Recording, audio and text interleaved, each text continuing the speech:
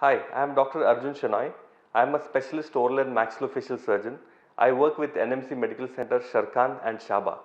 So the word oral and maxillofacial surgery, even though it sounds complicated, what it means is it's the branch of dentistry that deals with any injuries, defects or developmental anomalies or even any pathologies that appear in the oral and maxillofacial region, that is your jaws and your facial bones or even your teeth. So some of you must have had an experience where you experience a clicking sound in your jaw.